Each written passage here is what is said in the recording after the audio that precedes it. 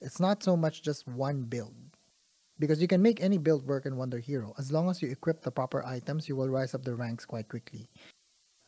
So yeah, so that's why it's kind of hard to talk about builds because I think right now the meta is still so new that we're starting to see builds that or certain streams. It's either you specialize, you have two support characters that just buff up the attacks of the other two, or you just have a fairly balanced team, or you have an OP Twin Lotus Nightingale that can just heal everyone. But apart from that, the maximizing your team composition really is about character understanding and the individual equipment that they have.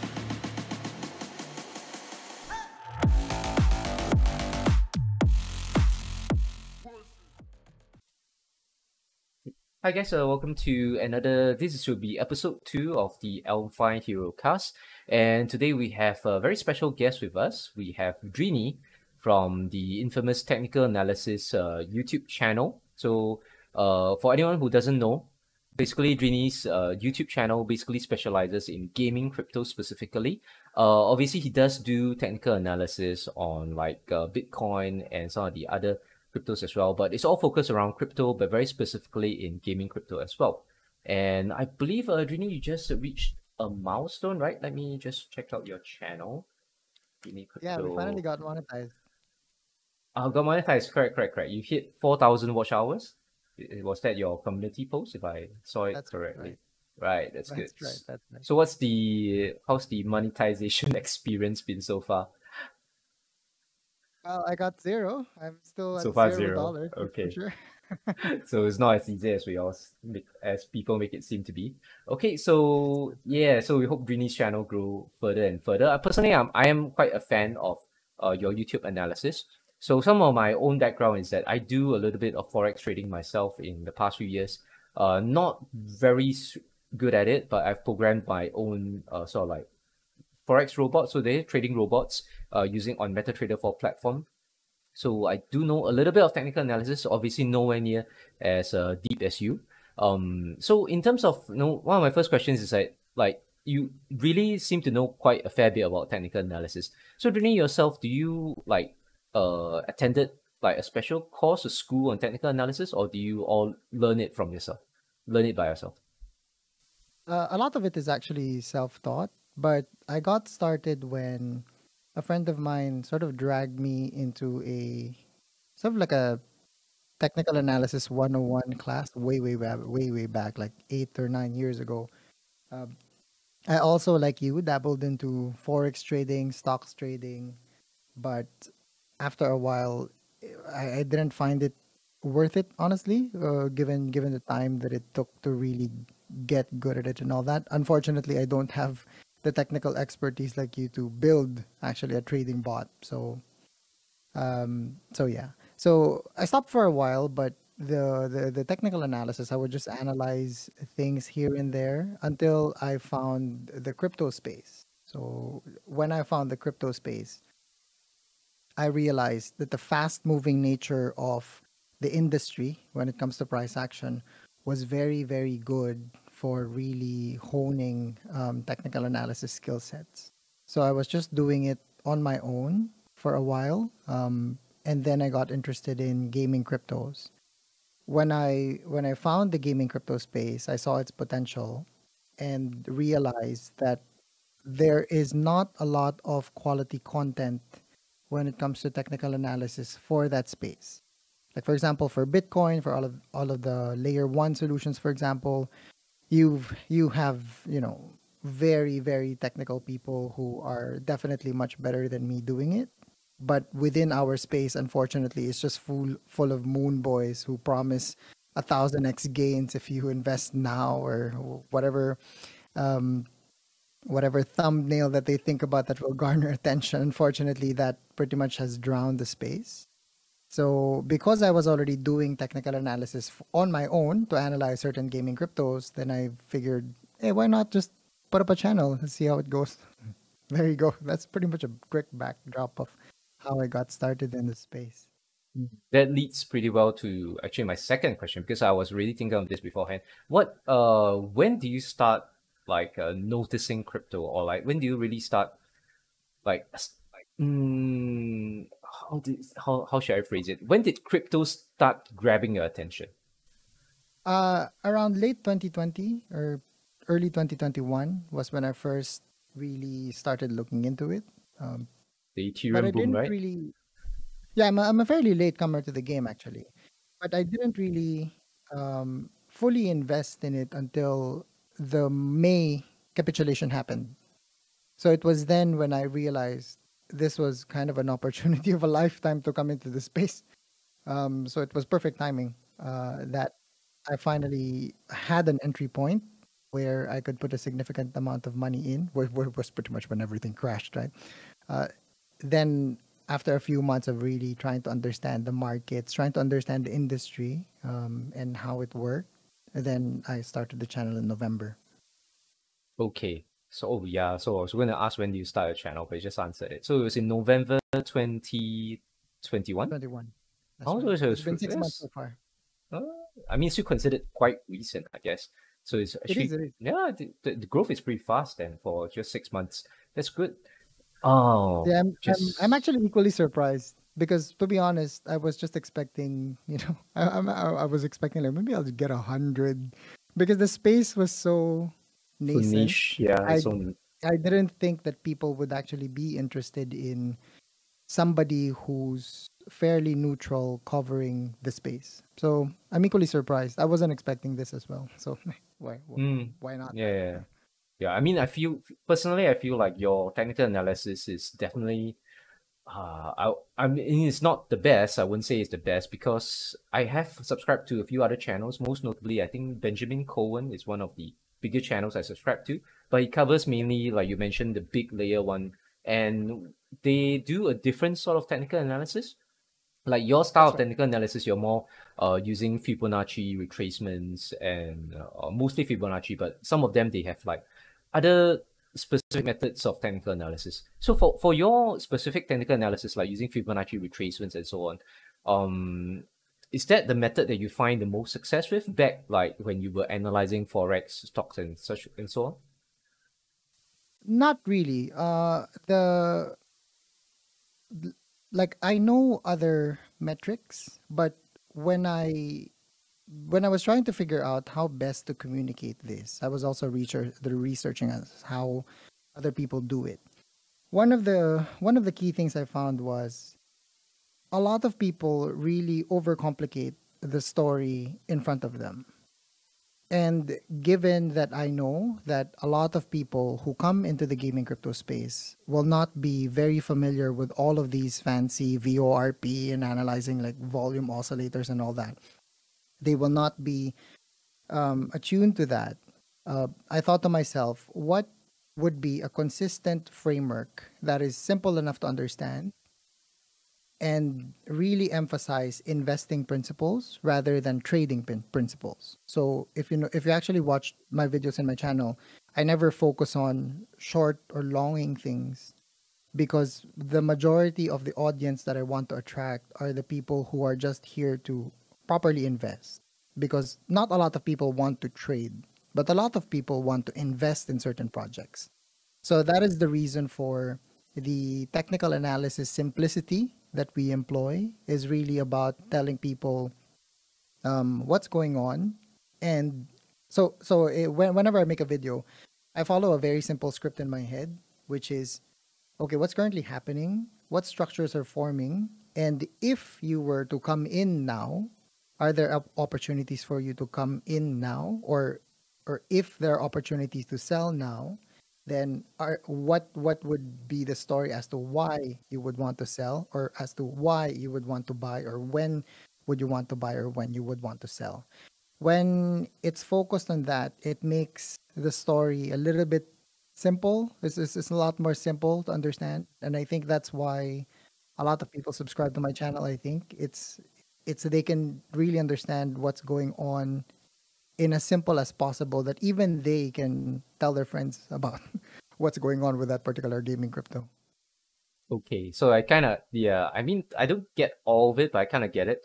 So it's like, for example, if I will be to be interested, let's say WonderHero coin, right? So your analysis basically is telling people like, is this a good time to enter or is this a good time to exit? And your analysis of using RSI, Fibonacci, and all is just providing more proof or more meat to your analysis of why this is a good time to enter or exit. Is That's that right? correct. And Okay. that's right. And the thing is, because we always employ the same tools, then the consistency of the approach makes it easy to understand it as we go along. Because I think a lot of people keep asking me why I use certain metrics. I always tell them it actually doesn't matter what metrics you use, because in investing and trading, it's not so much whether or not you found the magic indicator, like 50-day Gaussian channel or whatever. That's actually not the way to go. It's not about finding the magical metric, but rather, are you consistently applying the rule set that you build for yourself? So that's one of the reasons why we consistently just approach gaming cryptos within the lens of only a few metrics, so that you start to see, okay, so this particular token follows this particular structure, this particular token follows this particular structure, etc., etc. But it's always a consistent application, so that we always have a point of view as to, this token, is it doing well or not? This token, is it doing well or not? This game, is it doing well or not? Okay. So I'm okay. So if I were to put it in my own words, I would guess no matter what like analysis tool indicator you use, right? There's never 100% accuracy. I think the best indicators would like boast like maybe a 66 or 60% accuracy. That's actually better than the pure 50-50, right? Because actually just 50% will go up, 50% will go like it will go down, right? With any analysis. Like you're either right or you're either wrong. So Yeah. when I look at your videos, you always have like you always relay a plan to the audience like, okay, so if the analysis is true and it goes up, so these are the things I personally would do. Then if the coin goes down from here, then these are the following steps where what I would do. So the viewer is always prepared for either the coin to go up, go down, or go sideways, right? And that is, I think that's true for any asset class, right? Because any analysis that you do, you can never be 100% right. It was like we can, yeah, that's That's correct. Big, unfortunately, unfortunately, because of the flooding of the crypto influencers in the crypto community, technical analysis really has lost its meaning. Because a lot of people now conflate it with price prediction, for example. And even I have to use price prediction because that's what people type, unfortunately. So in my subject titles, for example, I have to make it searchable. But technical analysis is never about price predictions in the first place. It is about a risk assessment.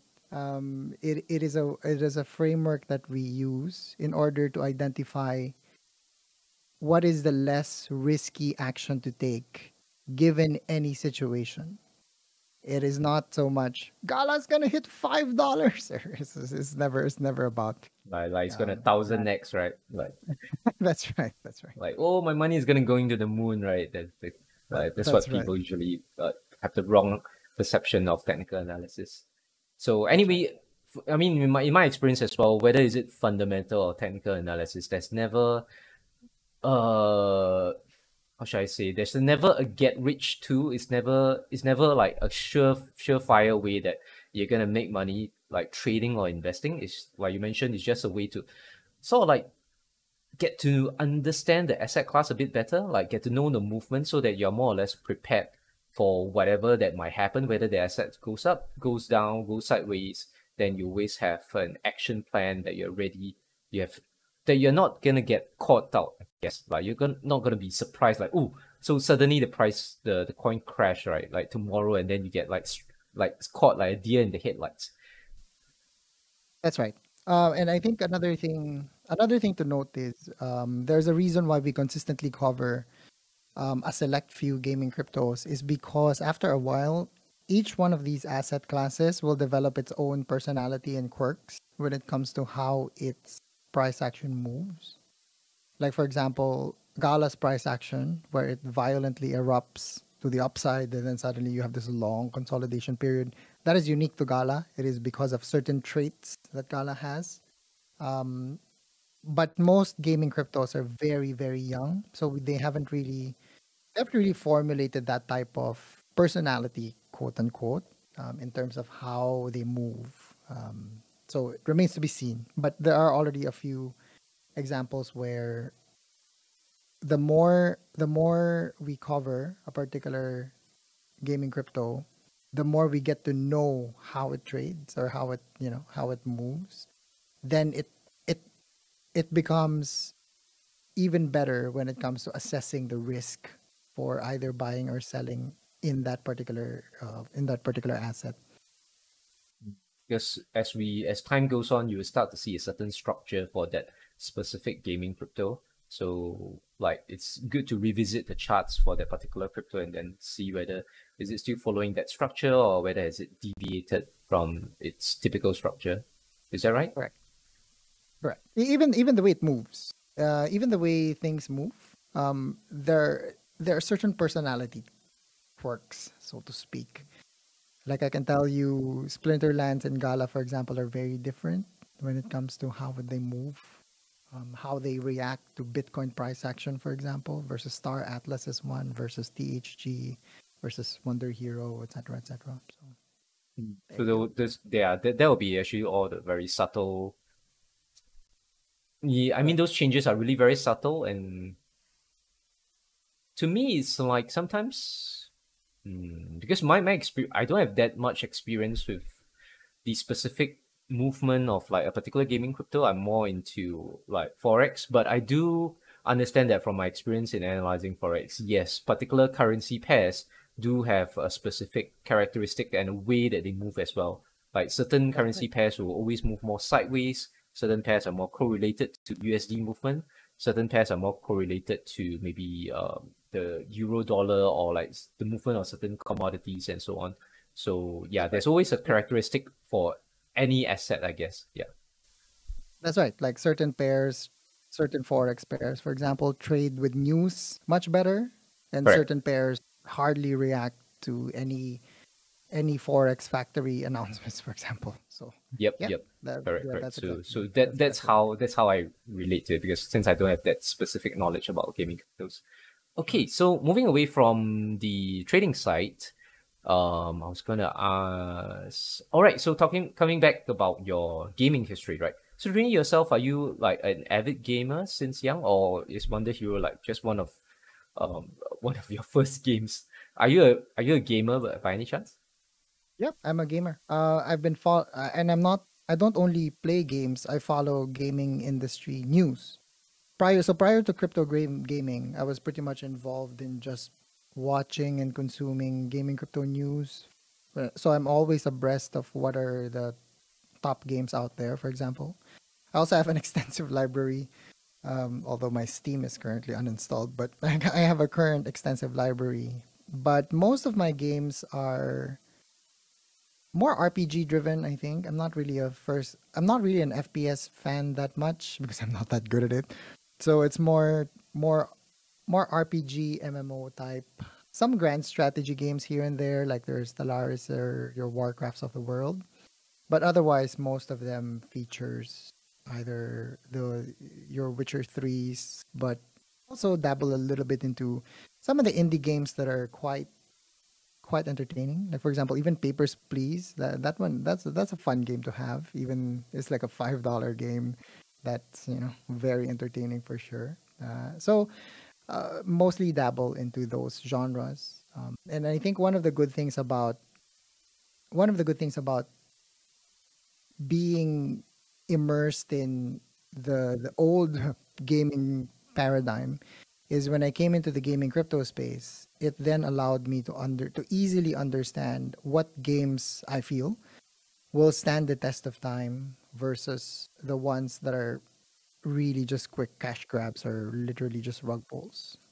So that's one of the nice things about being involved in the industry is these games that I cover in my channel are sort of already pre-filtered, and I even have games that I cover that I completely despise, and I actually say in the videos that I really don't like these games, and they were literally cash grabs or highly manipulated, like bomb crypto, for example.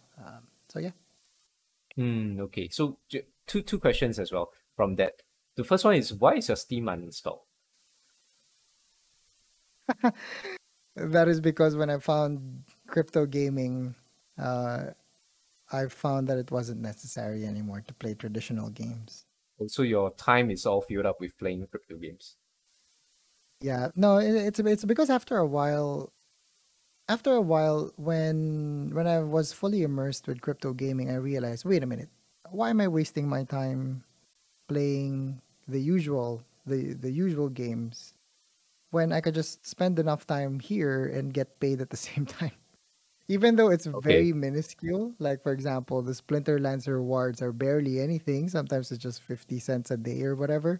It doesn't matter because I am I know that I'm compensated in both uh, entertainment and in a monetary fashion, even though it's just small. So after a while, I'm like, okay, then let's not bother with Steam. I need my library anyway. I need more memory in my computer for all of the videos I'm making. So Steam had to go, unfortunately. See. So second part of the question is that what kind of factors do you think contributes to a successful crypto game? Because you were saying that since you spend so much time in the past playing MMOs as well as more RPG games, right? So what are the kind of crypto games that you think will succeed? Is it because that they will succeed because they have like actual decent gameplay mechanics behind it? So complexity is the one thing that I think will make any crypto game succeed. So let me give you an example.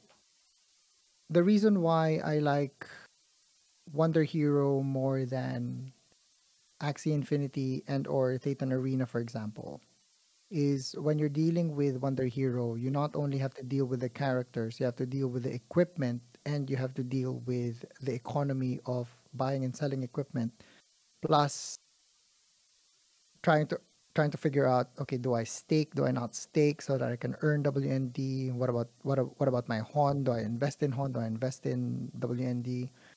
So there's a layer of complexity that crypto games have to have in order for it to be successful. So with Axie, prior to the arrival of Origins, the game itself wasn't actually that good. And even the complexity of the economy wasn't that sophisticated because you collect Axies, then you battle, then you breed.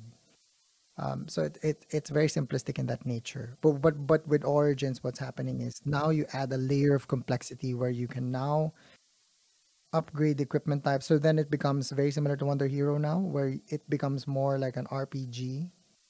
And that level of complexity makes a crypto game great.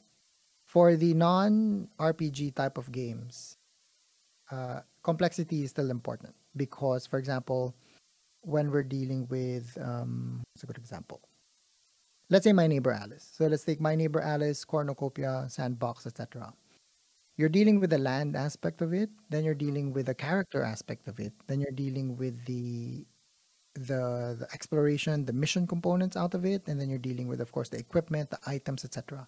That level of complexity helps a lot in making people enjoy games because a lot of people unfortunately right now focus on the earn aspect of play to earn, but that's actually not important. It's the play aspect that makes them stick around.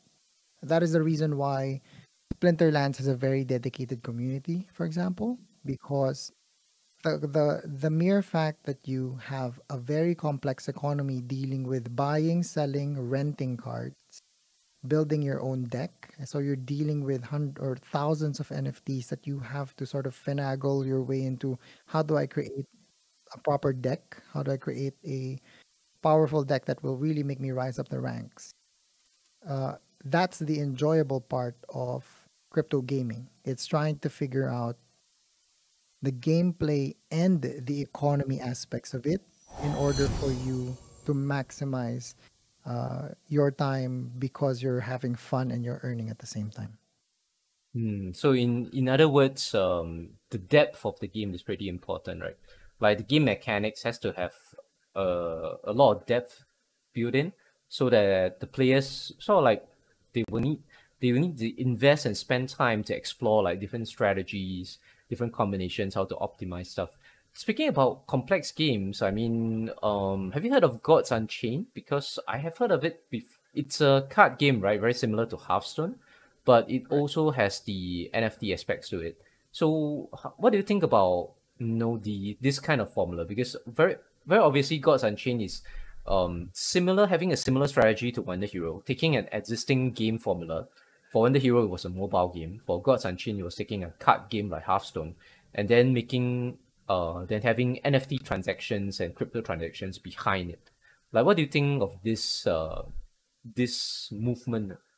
Is it going to be successful or?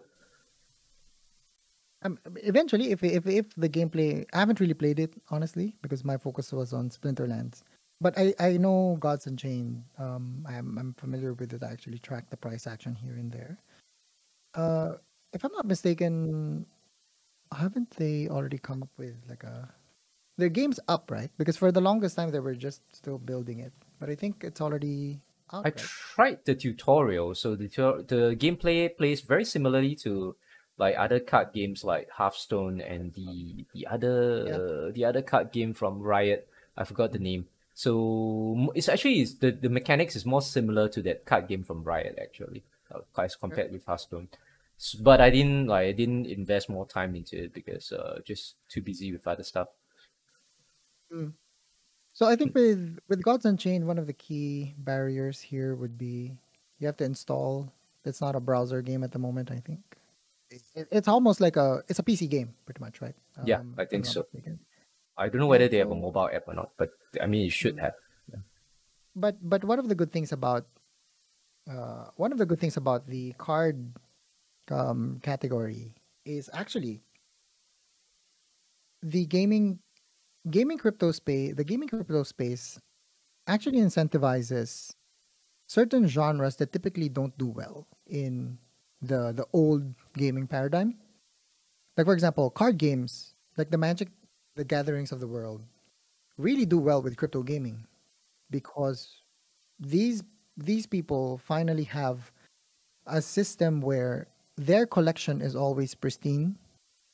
Like the cards will never be damaged. And then because of blockchain tech, now you're able to buy, sell, and rent. So there are certain genres that transition really, really well into crypto gaming. One of them are card games. So I won't be surprised if Splinterlands, Gods Unchained. I think there was another one. I can't remember the other one, but Can't there remember. are Yeah. other card games there that will be successful in the future, because they just blend well with the ownership aspect, and it will always be pristine. So Hmm. Mostly, I think it helps the resale value of the cards per se. Because I think even in Hearthstone, you can't really sell your cards, right? You have to buy it from the publisher. That's how Blizzard makes money from it. But now yep, with this kind of card games, when you like NFT fied it, so the card automatically has value, and then you can trade it in the marketplace. It makes the calculation of the value a lot easier. It's just like Magic cards and other Yu-Gi-Oh cards as well. Actually, all of them they do have a market, but like they have a second-hand market, they have an online market. You can sell your cards online, but you have to ship it over right to someone else, or right, you have to like meet up with the person to collect it in your own local country and stuff like that. that's right. So yeah, so card games actually really blend well to to the NFT play to earn game aspect. So far, I mean, now we're seeing the experiment with WonderHero. I guess WonderHero is also an experiment, like taking an existing mobile gacha game. That's what I like to call them. Like all these gacha games, sort of like it's what's the famous Genshin Impact? It's I mean considered a gacha game as well. So taking all these gacha games and then trying to turn it into an NFT game. I think this is the experiment that WonderHero is going through. Other aspects of it, I mean, Axie Infinity has its own formula. And you mentioned some of the other games that you cover. They are taking the inspiration from games like Harvest Moon, I guess. Like you cultivate a land, right? Am I right? Yep. Hmm. So they're trying to take the formula from Harvest Moon games. What other games might be possible? Like obviously, I think first person shooters maybe not so good because the budget to develop a first person shooter is just too high, and most of the like play to earn teams are their investment is really small. They don't have the team or the budget enough to develop it. Kind Oh, and there already is one. Meta Strike, I think. Meta Strike is the Counter Strike inspiration. Because mm, the in Counter Strike actually there is a huge gray market or secondary market for weapon skins.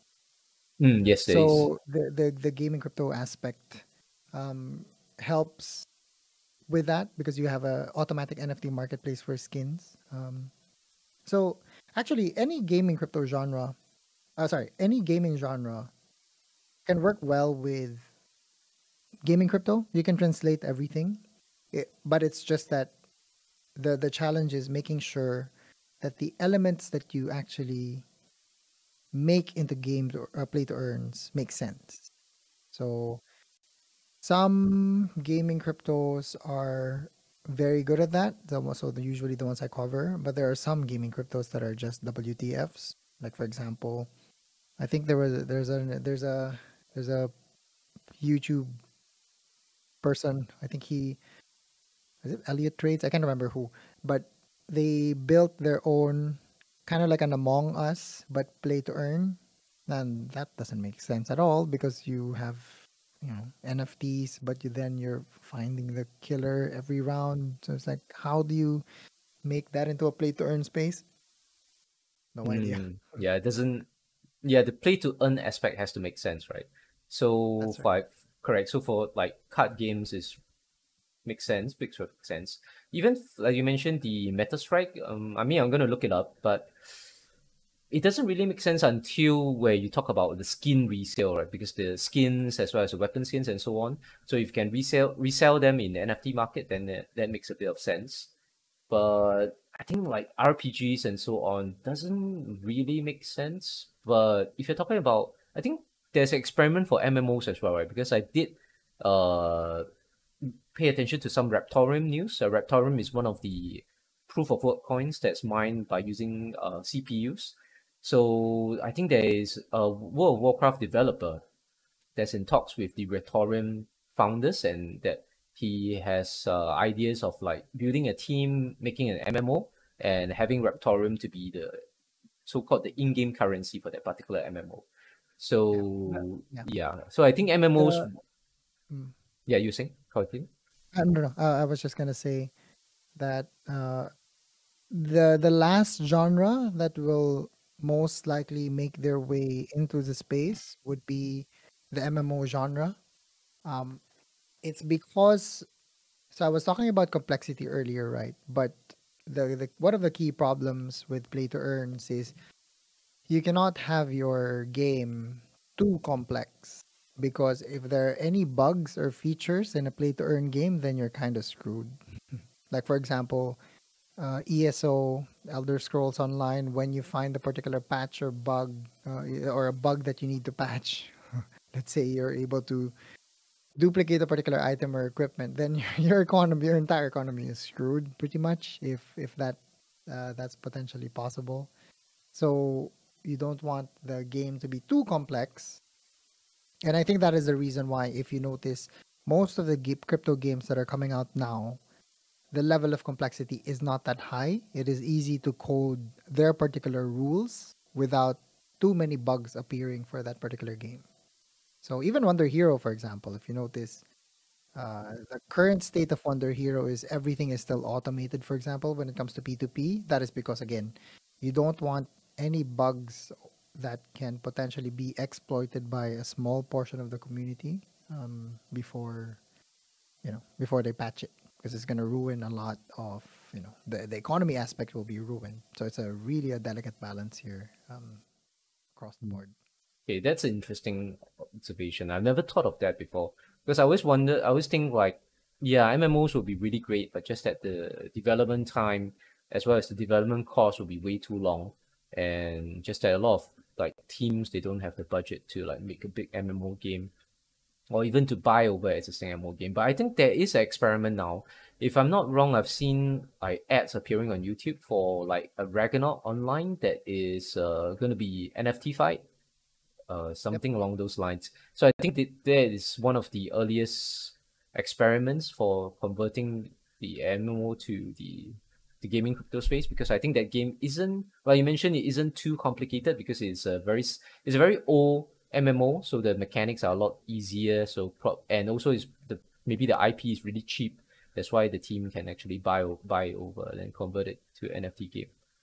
Yep. Okay, so coming back to WonderHero itself, so Drini, you yourself, you are a top ranked player. If I look at the ladder now, you are actually on legendary ranked, and you are ranked 24 as of today for this week. And legendary only has one group, right? So so for the other viewers, just explain a little bit, is that if you are in like black iron, silver, gold, or diamond, each group comprises of 30 players. And let's say if there's 1,000, okay, just for example, if there's 90 players in diamond, there are actually 3 diamond groups separated from each other. So only that 30 players from that particular group will compete against each other. But that all changes when you actually hit legendary. All the players who achieve legendary are all in one single group, which makes it a lot more competitive. And Drini is now like number 24th, right, out of the whole in like rank in the whole world. So you're obviously very, very good at the game, or your team is very strong. So what makes you I mean, if you just whatever that you're okay with sharing, obviously you don't want to share all your secrets, but what makes your team so strong, or what makes you so successful? Uh, if you actually look at the item composition in my team, I only have 2 5-star weapons. So my team is usually composed of Nightingale, Celeste, Shion, and Helen. And I'm not the top players, because the top players, basically anything above rank 30, pretty much, most of them really have set items now, like like The the green, green items yeah, the now. green items, yeah. Yeah, so most of my success really is driven by very extensive searching in the marketplace. So I think a lot of people have this misconception that uh, you cannot. Oh, a lot of people have this misconception that you have to go as cheap as you can when buying items. Like, for example, just limit yourself to $5 or something, and hopefully some some dude oversells a particular item that has very good stats, but it only lists this for $5. So I think a lot of people are trying to hunt for those opportunities. But actually, if you look in the marketplace, there are lots of items that can range from maybe 20 to $50 that really save you or really make your team a lot stronger than you think it would be. So I'm just going through my, like, what do you call that? The transaction records, for example. So I have items, for example, that are 40, 25, 7, 40, 7, 9, 9, 7, 5, 37. And the reason for that is I want to venture out to find the right items for my characters. So I think that's the first one. There are a lot of 4-star items. Like, for example, the reason why my team always demolishes the other team is my Helen, the 4-star weapon of Helen. I have a good one that I think has like 400 plus attack or something, but it's just 4-star. Yeah. So so knowing that I have that particular item then allows me to outfit Helen, not necessarily with set items, but just, okay, how do I complement her high damage? So then I have to look for an item that, I think it was Northern Star or something. So I had to look for an item that had high critical when she has 90% health or something. So then it becomes easy because I know she's support, so she's at the back. So most of the time she would have a high number of rounds where her health will be above 90. So then the critical chance aspect of it like increases, for example.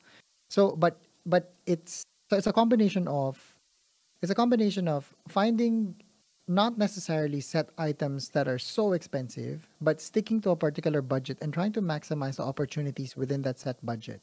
without going into the like the most cheap end. Because if you're only limiting yourself to let's say everything has to be $5, you're not gonna get an item. It will take you forever to find one, and then you're kind of shortchanging yourself because if you buy a $25 item, for example, but it shoots you up into diamond, the WND that you will earn consistently week after week because of the investments that you've put in the items, that already makes up for whatever investments that you've put in the first place. So I mean, personally, I myself, I have a very similar thinking as you, but I started, so like buying the better items a little bit earlier because I think I remember one of the first items I bought was actually the first so-called higher value items I bought was the Stamp of Time, which causes bleed. So I bought it when it was I don't know whether it was at the peak of the market, but I bought mine for like 110 USDT. So it's quite expensive at the time. But at that time, I saw value in that item because it helped me to clear the Chapter 5 boss, which was the Warhawk, I guess, the one that can heal himself. And also I saw the value that when it comes to PvP, which was at that time, like it was hinted at, but it wasn't even like there until a month later. I thought like Bleed would have been a significant impact in PvP because the players are all going to have a healing hero, especially the higher rank players. So having a Bleed item would be really good. But yeah, then that really actually helped me when the Hellish Claw, like the Celeste, there's a 4-star weapon for Celeste, which is the Hellish Claw. It was actually bugged. Where I did a video on it, it actually lifesteal 50% instead of what the text says, 5% of the opponent's health. So in fact, if it lifesteal from 3 enemy players, it's lifestealing like 150% health of her own health. Of the enemy's health, which makes her immortal. So that at that time, bleed items like Stamp of Time, or I think you have one as well, right? Shion's 4-star weapon, the Kiku Ichimonji. Those would Yeah, have, that's my bleed. Yeah, that's my yeah. bleed. So those items have a lot of value. So even though I'm still holding on to my Stamp of Time because I'm thinking like if one of my scholars actually needs it to clear the quest or something like that, then I can just lend it to them and use it. But I'm currently not using that item in my PvP rank right now because for my third slot, right, because the Stamp of Time would actually take up the third slot, I call it the DPS equipment slot because that is where usually you can buy like a dual desire or something, which some of the dual desires have double attack, some of them have triple attack. I actually have 2 pieces which has triple attack. And then when you fully upgrade it to like level 8 or level 9, they're giving as much as about 200 plus in terms of damage. So my Stamp of Time obviously only has 1 attack stat. So if I put my Stamp of Time on one of my heroes, I'm like sacrificing close to like 150 to 200 points of damage. So I rather have the damage on my hero rather than the bleed right now. Because, because I mean, most obviously the Hellish Claw is fixed. So unless we meet up, unless I match up against an opponent who has the Twin Lotus, which is a legendary Nightingale weapon, that weapon actually heals for an insane amount when fully upgraded because it heals after like in between turns. So after your hero actually attacks, so let's say we have Stamp of Time or we have the Kiku Ichimonji, which only bleeds for 1 turn. So if you attack, when the bleed stops, that item actually heals in between that. But then again, that item is also super rare and it's super expensive. Like people are selling it for like 500 to 1,000 USDT. So I don't think it's really that common for that many players to have that item anyway. So it should be actually like I just rule out that healing altogether. That's right. So one of the other things that I guess I can tell your listeners is uh for me to be able to really develop the team, I I I was browsing the marketplace every day for I think 2 to 3 months, just trying to look at equipment because I think a lot of times, again, it's a function of the marketplace being so hard to navigate. Most of my items always have an HP plus component. I think that's the first one. All of them have 4 stars. Sorry, all of them have 4 traits and above. Uh, Four that's what stats makes and it. above. Yep. Yeah, all of them are like 4 stats and above.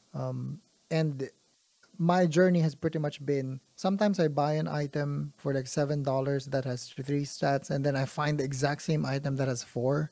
So I ended up buying sometimes two or three more, but it's kind of worth it because I still am able to use all three. But it's just that I was able to finally find the perfect one after a while, and then okay, this works for this character, this works for this character, this works for this character. So it's really there's a real persistence, I suppose, that has to be done if you really want to build up a very good team in Wonder Hero because the marketplace is so hard to navigate. So just spend like a few moments in a day just browsing through because sometimes there are really deals out there where there are particular items that are so good but are only sold for like $15-$20. Um, and that's pretty much most of the things that have most of the deals, so to speak, that have really built up my team to be quite powerful as it is. I wasn't expecting it actually. I was expecting to get my ass kicked, but apparently, apparently not. But with respect to my team composition, actually, it's really not optimized. I think if I were to summarize my team, it's balanced. So you have a tank healer in Celeste, a bleeder in Shion, but both of them don't really do the damage. The damage is done by Helen at the back. The two are in the front, really just absorbing as much damage as they can. And initially it was a healer Ling, but when I moved up the ranks, the heal component wasn't really doing anything. So I was able to get a Wonder Box with Nightingale with a poison. What do you call that? The poison weapon she has. Mandela. Yeah, Mandala. So oh, nice. It's a poison character. So it's so my team is has a balance. So the way it worked was okay. Each one of them has a particular role, and sometimes when I face certain opponents in Legendary, I feel that this balance does not exist. So they don't really do well because when you look at the team composition, kind of already know that okay, you are too concentrated on melee. If you're dealing with a Celeste with like a false god phalanx, for example, that you have one melee character that will be stuck in the back forever. Um, and or they typically clump up together and then Helen just blasts everyone from space. So that's I think that's another thing. Team composition matters. It's not just enough to see what characters are powerful, but rather is your team composition balanced, or at least you have a distinct point of view as to how you want to build your team. One of my favorite builds in Legendary is actually from Langit. I think Langit's also ranked high in Legendary. What he has is he has two support, one Shion, one Helen. His Shion has the true damage weapon. His Helen has the 4-star one, the normal Helen bombardment weapon. And the two characters are pretty much just buffing their attacks. So his team in PvP works because he has a point of view on what his team is. So he's not trying to shoehorn strong character A, strong character B, strong character C, strong character D, but rather he is utilizing roles really well. Um, so that also works. So those are the two builds actually in Wonder Hero. You either have a balanced team that is highly composed of whatever, like a proper support, two melees, and an artillery at the back, or you have highly specialized support roles that complement sort of like the carries. I guess the best way is you have one or two carries that really demolish everyone, and then the other two are really just buffing and keep buffing them up until they do ridiculous amounts of damage. I would call them DPS, I guess. Yeah, we could call them carry DPS. They mean the same thing. That means the main damage dealer of the team. Then you have the support. Yeah, I'm looking at Langit's team now. He's currently ranked 75. He does run both Cersei and Ling. Ling has the 5-star weapon that buffs the attack damage. I don't know That's whether right. his Cersei used to run a Mag Justice or not. Mag Justice is the one that buff damage, Mm. but as of right now, it's actually running the 4-star weapon for Cersei, which is the I think the magic index or something. It does burn damage and it does damage over time. I'm currently also running that weapon as well. So and then obviously he has the Helen with the 4-star weapon, and he has the Shion with I think the Onimaru doesn't do true damage, right? The Onimaru, I don't know. I think it's one of the rated as one of the best weapons for Shion. But basically, his DPS will come from the Shion as well as Helen.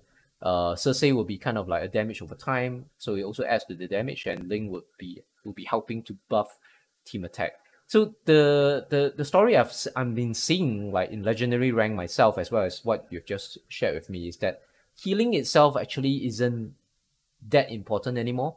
But in PvE, when players are climbing up the ranks, right, they will feel the desperate need for a healer because their heroes are dying too early, and mainly because they have to like clear 2 chapters, or as you go into later chapters, you have to clear 3 chapters, right, in order to fully clear a stage.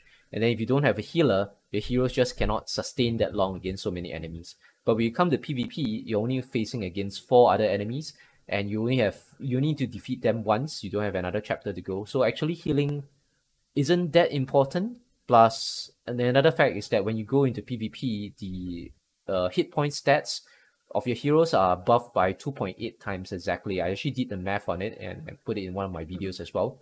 So let's say you have a 5,000 hit point character, right? In PvE, if you multiply it by 2.8, when it goes into PvP, it will be 14k hit points. So it means our heroes are also a lot tankier. They're a lot harder to kill. So healers are not as important in that sense as well. So yeah. So I guess I mean in summary, I think from what both of us feel is that you really need to have some kind of strategy when you build a team for PvP. You need to know who your main DPS, your main carries are, and then rather than having 4 main DPS, all DPS, or we talk about having glass cannons, right? A glass cannon is typically something that's very low, does very high damage but very low health. So rather than having like 4 separate glass cannons, you want to have maybe a member that supports the one single glass cannon that does a lot of damage, but maybe you have a support that buffs it, or you have a support that heals a lot. Or you maybe I've seen some strategies online as well that they have a super tanky tank. Like some players actually use Fran and Sigrid as well, because Fran actually generates shield by herself when she has the equipment as stats. And I think Sigrid also generates a lot of shield. So they have a very tanky frontliner that absorbs all the damage. And then they obviously will have a back end DPS, like maybe a Helen or maybe a Angela. I've seen some Angelas in legendary rank as well, where the Angelas are super buff. They do a whole ton of damage, right, with that single Angela. Because I've been overlooking Angela in my own experience as well. Like I have an Angela, gave her a 3-star and even a 5-star weapon, and played her in PvE, and I find that she was quite underwhelming. And then I sold the weapon and sold the skin, and I didn't think about it. But then now again, when I face some of the opponents who are using Angela, I'm like, ooh, actually she can be quite strong if you give her the right weapon and maybe the right equipment set and so on. Correct. A lot of people need to embrace the characters that they own. So, for example, let's say Fran, you found a weapon for Fran that increases her armor. I hate that, by the way, because you can't really poison anyone when you can't poison them when they have armor on. But Oh anyway, really? Oh, I didn't know that. yeah, yeah, you can't. So if you're up against a lot of Circes with the what do you call that, the Holy Codex or something, then yeah, that's a good counter. Armor is a good counter. Uh, Ah. so it's more like embracing the character that you own and you build around it. So, for example, I've built my team around Cersei because, Cersei. I built my team around Celeste because Celeste had the highest, um, like the false god phalanx is very rare. So the fact that I found it, so I will not sell that. Instead, I will build my team around that weapon. So I know that so I know that Celeste will then be now a tanky tank, but she won't do as much damage as the others. So all her equipment are based on how do I make her the tankiest possible, so that it's either she can sustain herself with heals, or she has just enough HP that it doesn't matter anymore, that she will survive she will survive a lot of burst damage. Then you complement from there. I think that's the missing component with a lot of the teams that I've seen so far, is really that they don't build around a particular thing. Like for example, if I had Fran instead of Celeste, then I would use that. Let's say I got that weapon that gives her like super armor. Then what I would do is buff up her HP, because the armor restored is based on her HP. So Fran's role in the team should really be about how can I make Fran the highest HP character in my team, so that she can carry everyone in the team in terms of absorbing a lot of damage, while the rest of the team bombards them from the back or something. So it's the type, that's the level of, I would say, that's the level of like thinking, when it comes to really building a good team at Wonder Hero. It's not so much getting all the best items, but building around a character that you really like, because there's so many complementary uh, characters, weapons, equipment, and some of them work well with characters, some of them don't. Also, some characters have, I think when you max everyone to 100, their stats are slightly different. Yeah, Like I they're think, very like, different for actually. example, that's right. They're meant to fit into specific roles. So you kind of have to embrace that aspect of the character, and instead of trying to balance out that character, you need to maximize that character's strengths and then supplement them with other people in the team, rather than trying to balance out, oh no, my Sigurd has low resistance, so maybe all my equipment should just be based on resistance. That's actually the wrong way to go, because you might as well just max out her defense, so that you have other characters that will help support him, instead of trying to round off a character, because when you round off a character, you're losing what makes that character unique. Mm. So for example, if the Sigrid is very strong against physical damage, then you just buff more into physical defense, so that your so Sigrid becomes a really hard to kill when the enemy has like physical damage, right? Yes, because at the end of the day, you're not supposed to be able to beat everyone. Well, except for that Japanese guy. Except for that Which Japanese guy with the scary Ashanti. scary Ashanti? Which guy is it? Uh, he's not number one now, but he always strikes fear, in my heart whenever I'm Oh, up is he against the him. third rank player now? His name is in Japanese characters. Yes, Looking at him, yeah, he does have the wow. His Ashanti looks really cool. I don't know what weapon is that. Black that tentacles. I no, it's not. I don't remember what, but that yeah, that Ashanti is the scariest shit. But anyway, the I guess my point here is we're not supposed to. You're not going to be able to beat everyone, except if you're that guy, or any of the top ones. But who cares, right? It's all about understanding what your team can potentially beat, because more often than not, when you know what kind of team that you can beat, then you rise up the ranks quite quickly. Because let's say all of your stuff is elemental damage, for example, like the heroes that you unfortunately got through wonder boxes and all that, they just focus on elemental damage. Just double down on the elemental damage part. You will lose against people who have teams that have strong elemental defense, but it doesn't matter. More often than not, because you're specialized in elemental damage, if most teams are not prepared for that, then you're gonna pretty much beat them quite quickly. So yeah, there you go. That's actually a quite interesting take. But I never thought of like maxing out elemental damage. But that's true, because if you have that purpose in mind, right, then you can go into the market and you spend your time looking for items that give a percentage buff to elemental damage.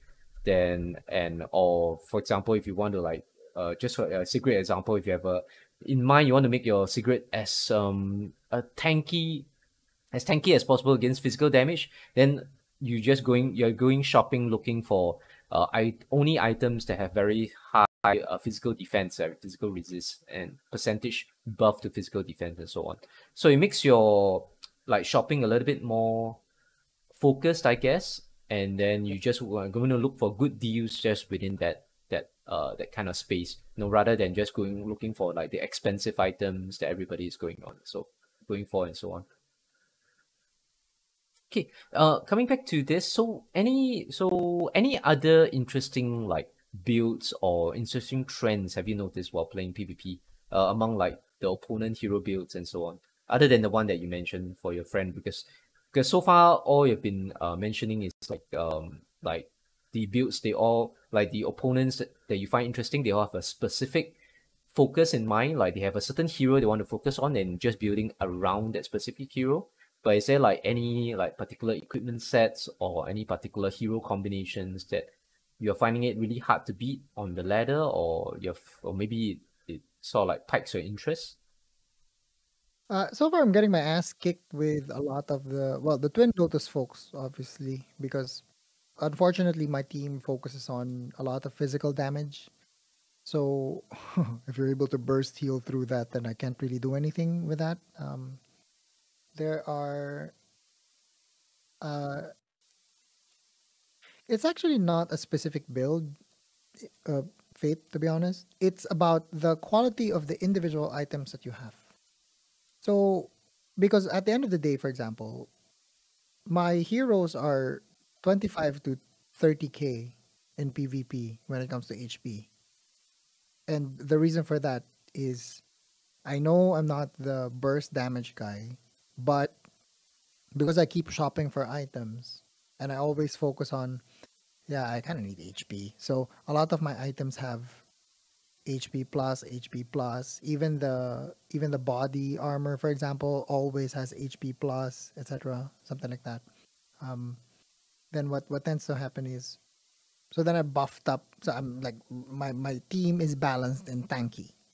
Mm.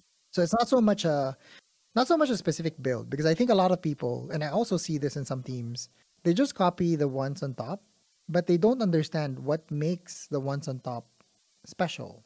What makes the ones on top special is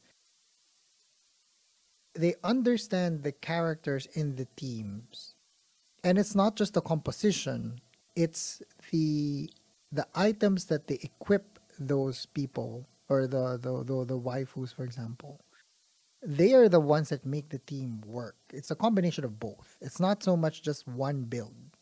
Because you can make any build work in Wonder Hero. As long as you equip the proper items, you will rise up the ranks quite quickly. So yeah. So that's why it's kind of hard to talk about builds, because I think right now the meta is still so new, that we're starting to see builds that, or certain streams. It's either you specialize, you have two support characters that just buff up the attacks of the other two, or you just have a fairly balanced team, or you have an OP Twin Lotus Nightingale that can just heal everyone.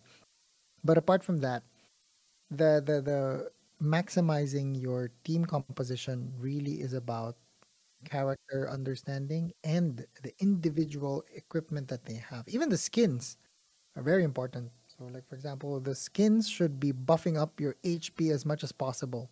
Yep. Anything that doesn't buff it up, that's not worth having in the first place. So if you only Yep. have one HP stat, not worth it. Yep. For your for the badge, for example, if you don't have a triple attack, or if you don't have a particular component, like for example, there are certain things that really significantly buff up your critical chance, or significantly buff up basic attack. Even simple things like that already make a whole lot of difference if you're dealing with a badge that has a four attribute component. When it comes to the body armor, for example, again, you're buffing up the defense component, but it always has to have an HP plus component. Otherwise, you're literally just buffing up your defense. But if you're not buffing up your HP with it, then you're missing out on the multiple when it comes to PvP. And it's the same with the headgear. The headgear should be defending you and buffing up your HP at the same time. Hmm. Yep. So like basically it's recognizing that each specific equipment slot has like an optimal way to use it, I guess. That's right. Hmm. Okay, so just gonna just focus on another just two questions and then we'll probably Sure. call it a day because I actually took up quite a fair bit of your time already. Okay, so No one worries, of the no worries. questions I wanted to ask was obviously about the D&D hack. Like actually I've seen you as well as other comments, other Discord users in the I think in the newbie channel, like on the day of the hack itself, like there were people already like updating us right in the Discord channel that the D&D was hacked, the nature of the hack. You yourself also contributed to the conversation as well. And I've seen a few of the comments, they really suggested, I think yourself as well as a few other of the Discord users already suggested like the so-called the recommended solution was to just like have a different contract for the D&D and then just take a snapshot right before the hack occurred and just airdrop the new WND contract to the holders right before the snapshot, and then that will actually resolve things.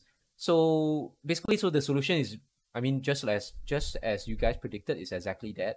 But what are your views on like the token economics, right? Like after the hack, what do you think is gonna like what do you think is gonna be the impact on the game as well as on the token itself? So far, based on what we've seen, in terms of how they respond, wait one sec. Let me articulate this properly. So when we look at the current player base of Wonder Hero, most of it, to be honest, are composed majority from guilds, where you have the guild and the scholars ecosystem in place.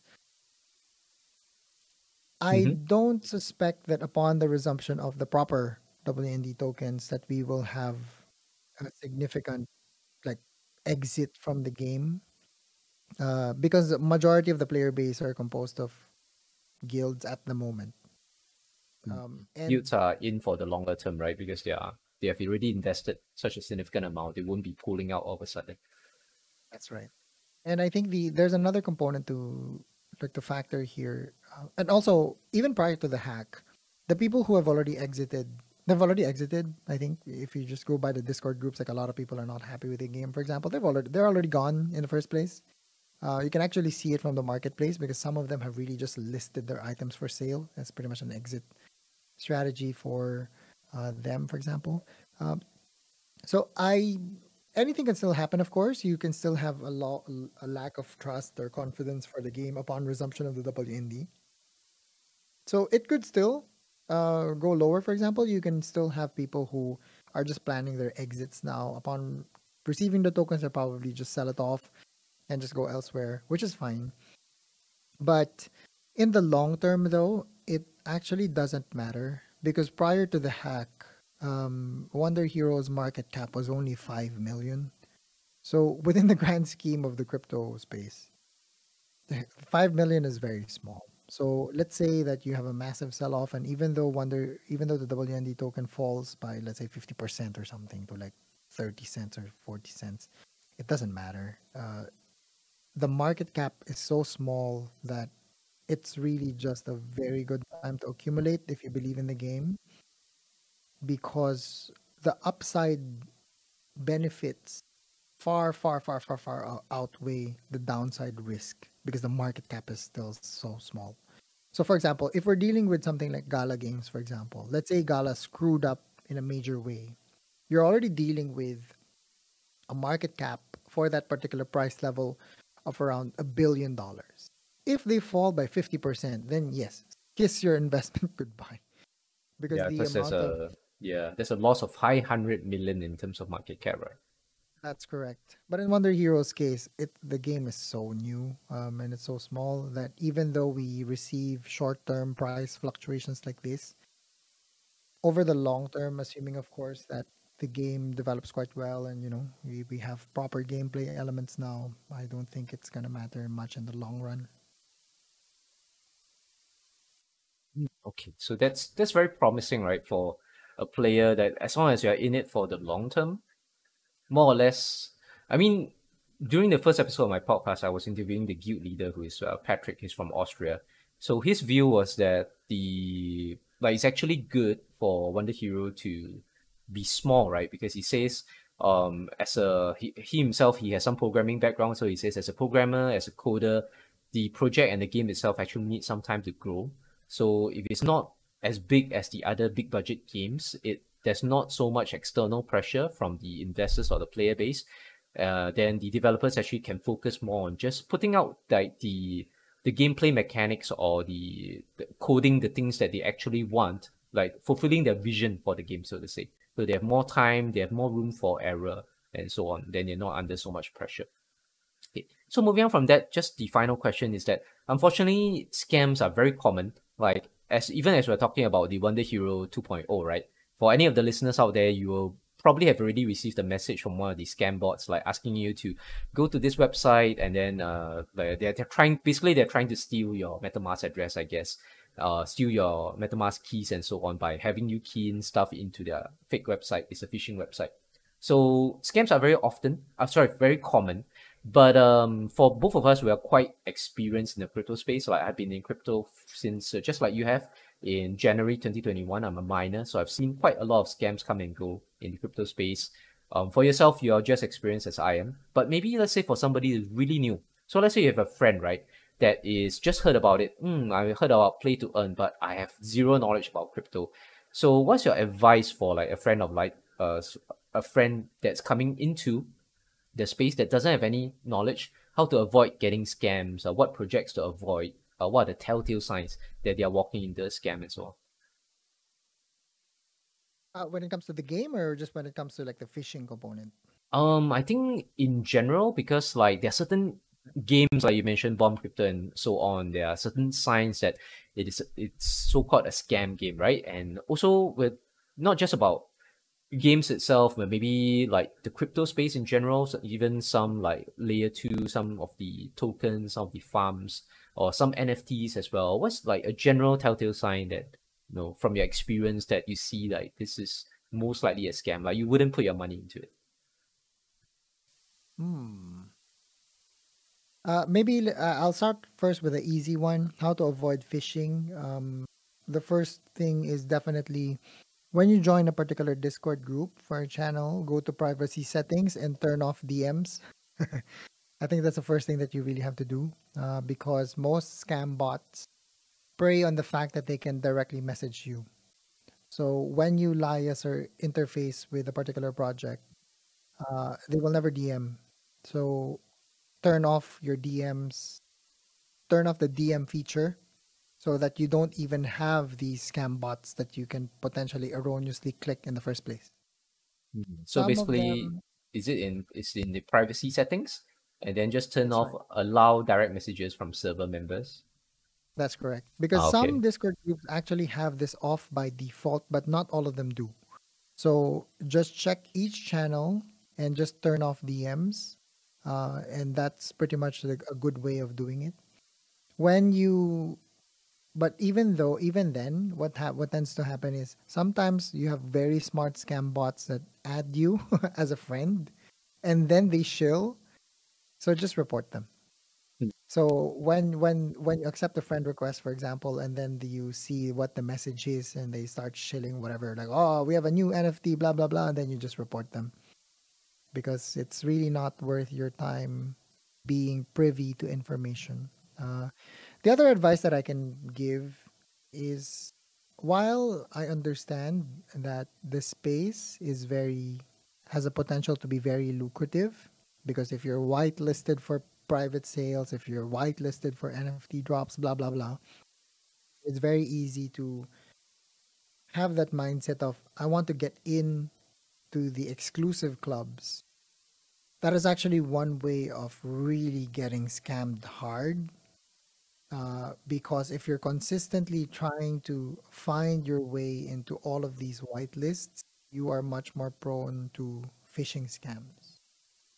So at the end of the day, I think at the end of the day, if you're not an expert in this space, don't try to participate in these things um, at the onset, because if you don't know what you're doing, you can lose everything. I think that's the key component here.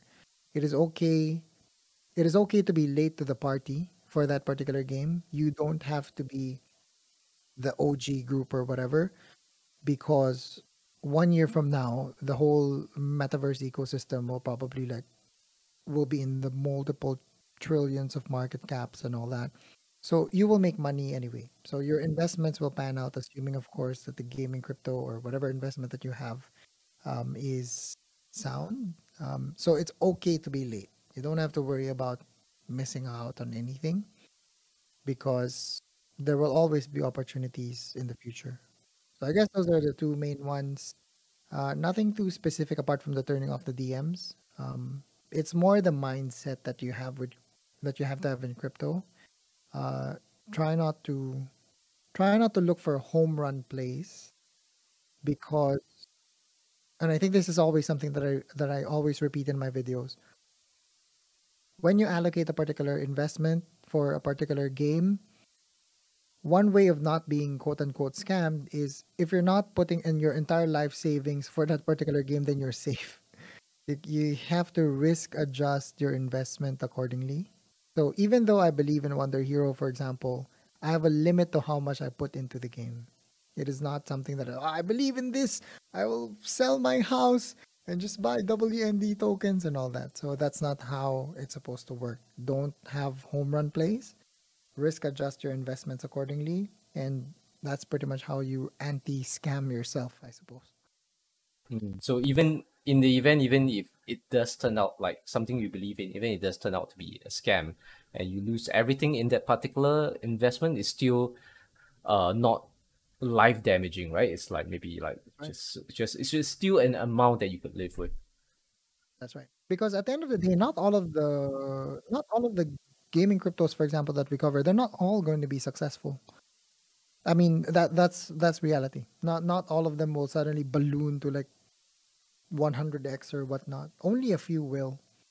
The hope is the ones that have fundamentally sound mechanics or fundamentally sound teams, infrastructure, etc. They're the ones that rise up to the top. But that's not always going to be the case. So it is very important to really understand how much risk you're putting on yourself by investing in this particular project, for example, and have an amount that you're comfortable in losing rather than home running everything. So at the end of the day, your message is always adjust your risk, right? Like it's never about Yeah, looking about home run. So even avoiding scams, just the same as like buying into a particular gaming crypto, right? It's the same thing. So know your risks, plan out accordingly how much you're willing to risk for this particular project, for this particular venture, for this particular game, and then invest accordingly, right? Spread out your investments, make logical sound decisions rather than like following somebody that's shilling it like, oh, you're gonna like 1000x, and then you put like all your life savings into that and then you get scammed. that's right. Okay, sure. So Drini, thank you very much for accepting the note for coming to our podcast. And anything that you so I'm obviously gonna plug I'm gonna put Drini's like YouTube channel into the into our video links as well. And any other like social media or anything you want to shout out as well?